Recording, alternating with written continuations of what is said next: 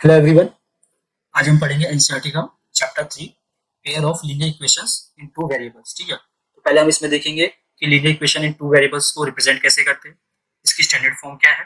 उसके बाद जो linear equation in two variables है वो हमारी ज्योमेट्रिकली क्या रिप्रेजेंट करती है। ठीक है, so A x plus B Y plus C equals to 0, ये हमारी स्टैंडर्ड फॉर्म है एक linear equation in two variables की। ठीक है, यहाँ पे हमारा जो x है और y है हमारे वेरिएबल्स हैं। ओके, एंड जो हमारा ये a b और c है ये रियल नंबर्स हैं, a b c real numbers.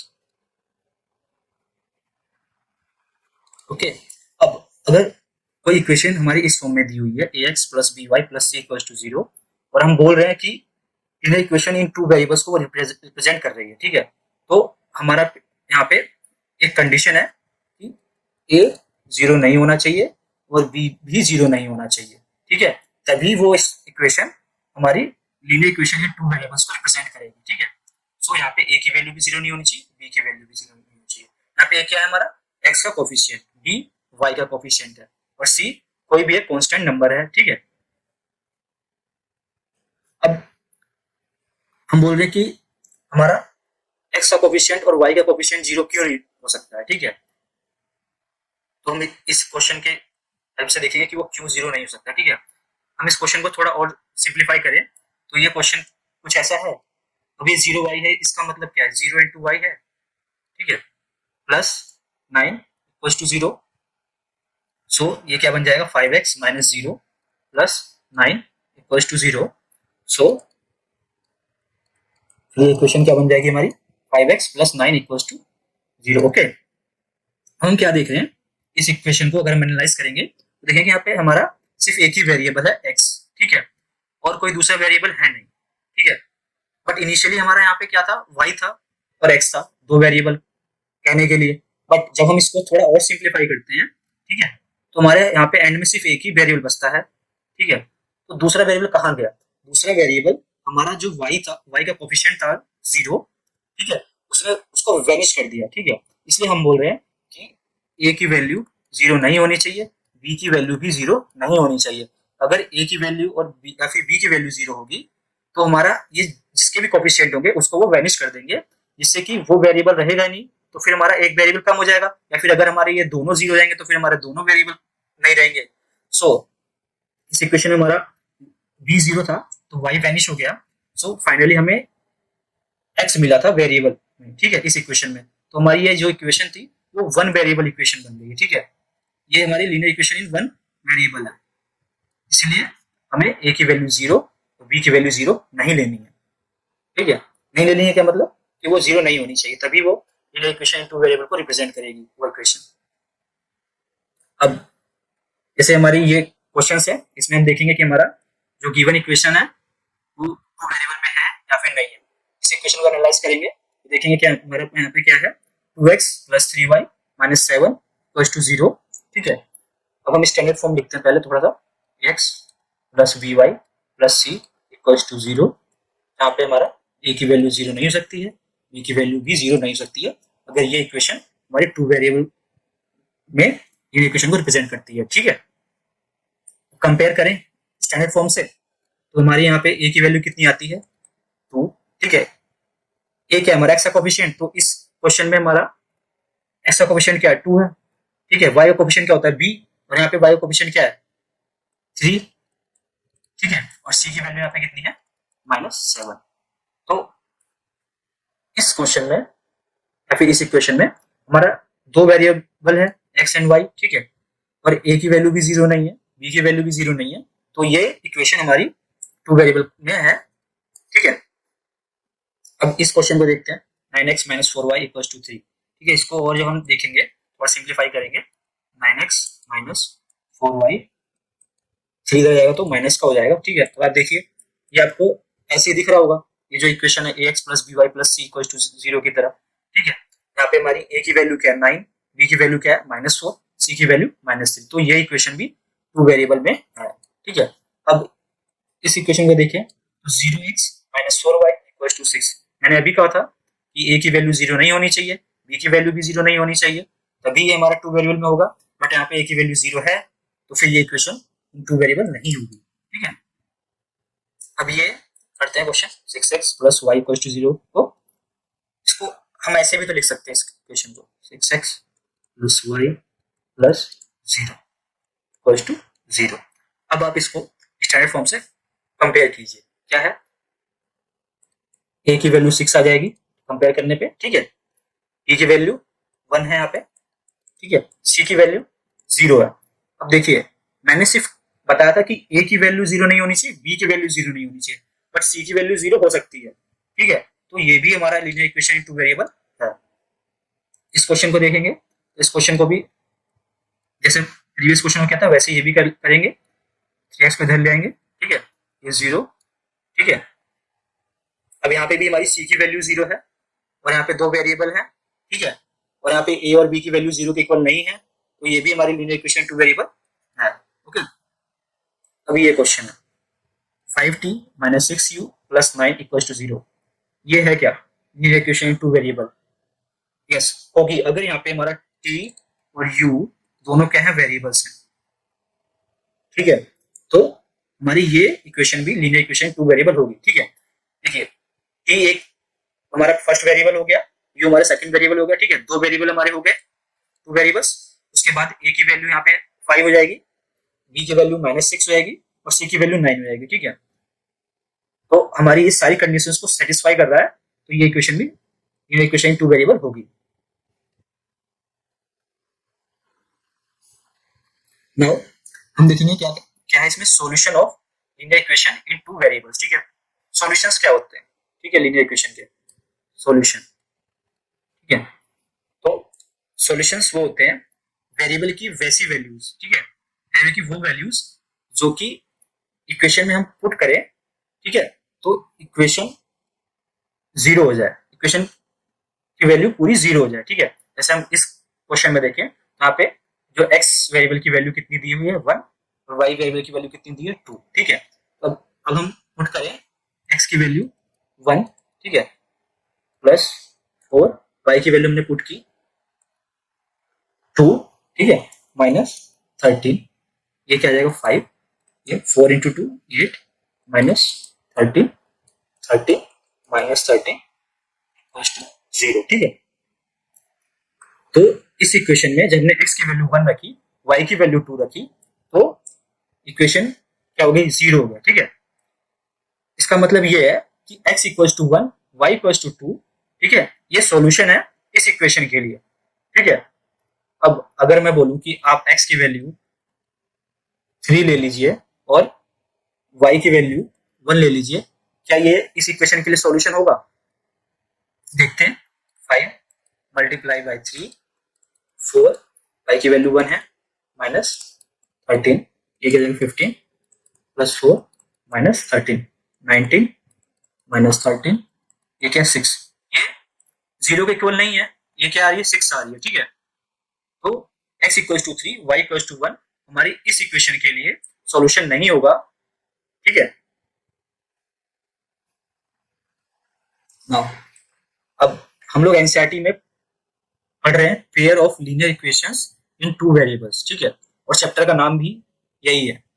तो पेयर का मतलब क्या है, यहाँ पे इसका मतलब ये है कि हमारे पास यहाँ पे दो लीनियर इक्वेशन होंगी टू वेरिएबल्स में। ठीक है, ये हो जाएगी फर्स्ट और ये सेकंड, और हम पूरे चैप्टर में हमारे पास यही ऐसी दो इक्वेशन होंगी इस फॉर्म में। ठीक है, और हम इन्हीं पे वर्क करेंगे, प्रॉब्लम सॉल्व करेंगे। ठीक है, अब फर्स्ट इक्वेशन क्या है हमारे पास, a1x plus b1y plus c1 equals to 0 है। ठीक है, ये हमारी linear equation in two variable है, तो इसका मतलब क्या है, हमारे यहाँ पे a1 0 के इक्वल नहीं होना चाहिए, b1 भी 0 के इक्वल नहीं होना चाहिए। ऐसे ही सेकेंड इक्वेशन के लिए भी क्या होगा, a2 0 के इक्वल नहीं होना चाहिए और b2 भी 0 के इक्वल नहीं होना चाहिए। ठीक है, तो अब हम हमारे पास ये दो इक्वेशन आ गई। ठीक है, अब जब दोनों इक्वेशन को हम कंबाइन करते हैं, ठीक है, मतलब एक साथ बात करते हैं दोनों इक्वेशन की, तो वो हमारा pair of linear equation two variables हो जाता है। ठीक है,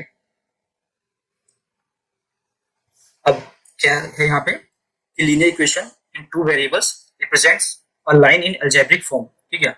आपने देखा होगा, 9th में भी पढ़ा होगा, ठीक है, 10th में भी आप पढ़ रहे हैं कि अगर हमारी कोई equation a x plus B Y plus C equals to 0 की फॉर्म में है, ठीक है, तो ये हमारी एक स्ट्रेट लाइन को रिप्रेजेंट करती है, ठीक है, ज्योमेट्रिकली, ठीक है। अभी लाइन हमारी ऐसी भी हो सकती है, ठीक है, ऐसी भी, ऐसी भी, ठीक है, कैसी भी हो सकती है लाइन, ठीक है। डिपेंड करता है कि हमारी ए की वैल्यू क्या है, बी की वैल्यू क्या है और सी की वैल्यू क्या है, ठीक है। तो आपको बस इतना ध्यान रखना है कि जो हमारी A x plus B Y plus C equals to 0 है, वो एक लाइन को भी रिप्रेजेंट करती है ज्योमेट्रिकली, ठीक है।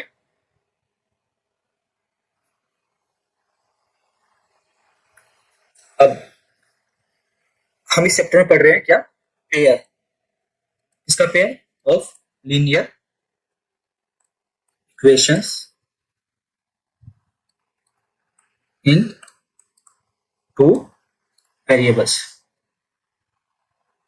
ओके। जब हम पेयर्स पढ़ रहे हैं, pair of linear equation in two variables, तो हमारे पास दो इक्वेशंस होंगी, ठीक है, टू वेरिएबल में। तो जैसे यहाँ पे देख लीजिए, यहाँ पे हमारे पास एक ये इक्वेशन हो जाएगी और एक ये सेकंड इक्वेशन, ठीक है, दो इक्वेशन है। दो इक्वेशन का मतलब क्या है कि अगर एक इक्वेशन हमारी एक लाइन को रिप्रेजेंट करेगी, ठीक है, जैसे मान लीजिए फर्स्ट इक्वेशन से हमारी लाइन ये आ गई, ठीक है, और सेकंड इक्वेशन हमारी दूसरी लाइन को रिप्रेजेंट करेगी, एक ये लाइन आ गई, ठीक है। अब जब दो लाइन है हमारे पास, तो हमारे पास कुछ कंडीशन बन जाती है कि दो लाइंस आपस में इंटरसेक्ट करेंगी या नहीं करेंगी। जैसे एक ये लाइन हो गई, ठीक है, ये इंटरसेक्ट कर रही है, ठीक है, या फिर ऐसे कर लो या फिर ऐसे कर लो, ये दो लाइनें इंटरसेक्ट कर रही है, ठीक है। या फिर एक हमारे पास सेकंड कंडीशन है कि लाइंस पैरेलल हो जाए, ठीक है, मान लीजिए एक ये लाइन है और एक ये लाइन पैरेलल है, दोनों के बीच में डिस्टेंस क्या है, हमेशा सेम है, ठीक है। पहले लाइन में डिस्टेंस सेम होती है ना, कभी कभी डिस्टेंस चेंज नहीं होती है दोनों के बीच की, ठीक है।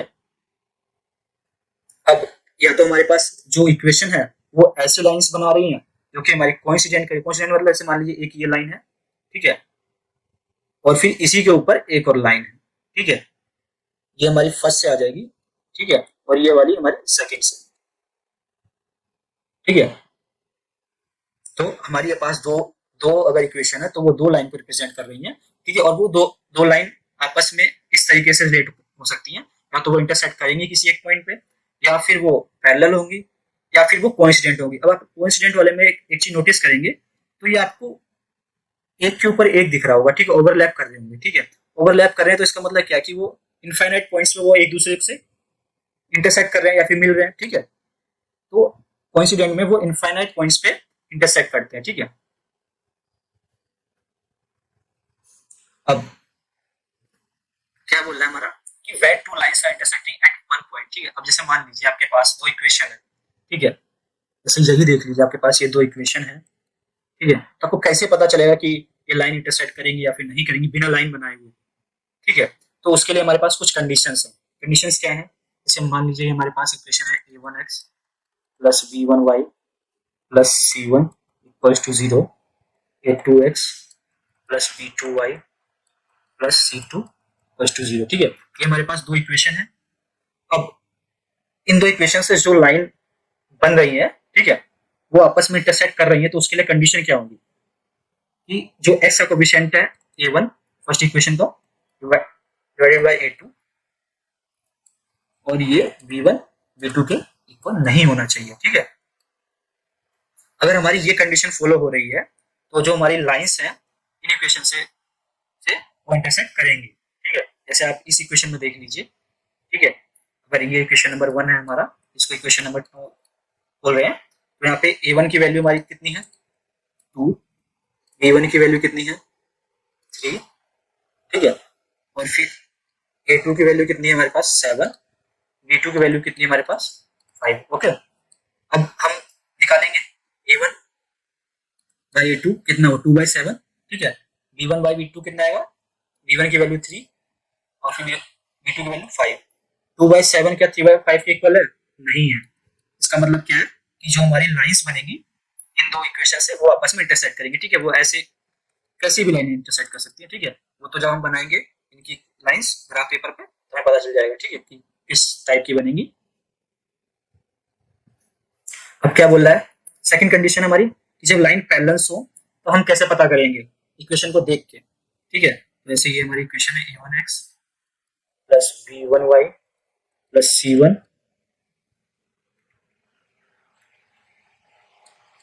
Equals to 0, a2x plus b2y plus c2 equals to 0 है। ठीक है, अब पैरेलल लाइंस के लिए एक कंडीशन है कि a1 upon a2 equals to b1 upon b2 does not equals to c1 upon c2। Okay, अगर ये कंडीशन हमारी फॉलो हो रही है, ठीक है, तो हमारी जो लाइंस होंगी वो पैरेलल होंगी। जैसे आप इस क्वेश्चन में देखिए, यहाँ पे a1 की वैल्यू कितनी है हमारे पास 2, b1 की वैल्यू कितनी है 4, फिर a2 की वैल्यू कितनी है हमारे पास 1, b2 की वैल्यू कितनी है हमारे पास 2, c1 की वैल्यू -12, c2 की वैल्यू -2। ठीक है, a1 बाई a2 निकालें क्या हुआ 2 बाई 1। ठीक है, b1 बाई b2 निकालें तो 4 बाई 2, c1 बाई c2 कितना हो जाएगा -12 -2। इनको और थोड़ा सिंप्लीफाई करेंगे तो ये क्या 2 बाई 1 नहीं रहेगा, ये क्या हो जाएगा 4 बाई 2 2 बाई 1।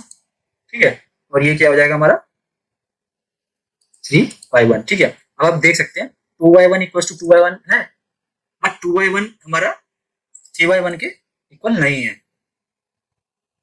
ठीक है, तो अगर आप इसको देख रहे हैं तो आपको क्लियरली दिख रहा होगा कि हमारा यहाँ पे a1 by a2 equals to b1 by b2 है, बट हमारा c1 बाई c2 भी इक्वल। तो हम देखेंगे जब हमारे पास लाइंस कोइंसाइड कर रही हैं। ठीक है, तो इसके लिए हमारी कंडीशंस क्या क्या होंगी। तो पहले इक्वेशन लिखते हैं हम लोग a1x plus b1y plus c1 equals to 0। ठीक है, a2x plus b2y plus c2 equals to 0। ठीक है, तो यहाँ पे हमारी कंडीशंस क्या क्या है, a1 upon a2 equals to b1 upon b2 equals to c1 upon c2। ठीक है, अगर ये कंडीशन हमारी फॉलो कर रही है, ठीक है, तो हमारी लाइंस ऐड करेंगे। ठीक है, जैसे ये फर्स्ट लाइन हो गई तो सेकंड लाइन इसी के ओवरलैप करेगी। ठीक है, अब इस क्वेश्चन में देखते हैं। ठीक है, a1 की वैल्यू कितनी है हमारे पास 5, a1 की वैल्यू कितनी है हमारे पास -3, c1 की वैल्यू कितनी है हमारे पास 11। ठीक है, a2 की वैल्यू कितनी है हमारे पास -10, b2 की वैल्यू कितनी है हमारे पास 6, c2 की वैल्यू हमारे पास कितनी है -22। ओके, अब a1 बाई a2 क्या होगा हमारा 5 बाई -10, b1 बाई b2 क्या होगा -3 बाई 6, c1 बाई c2 क्या होगा 11 -22। इसको और सिंप्लीफाई करेंगे तो ये क्या हो जाएगा -1/2, ये -1/2 हो जाएगा, ये भी और ये भी -1/2 हो जाएगा। ठीक है, अब ये -1/2 इक्वल टू -1/2 है, तो ये भी इक्वल है। ठीक है, और जब हमारा a1 by a2 equal to b1 by b2 equal to c1 by c2 है, तो हमारा क्या होगा लाइंस कौन से करेंगी। ठीक है,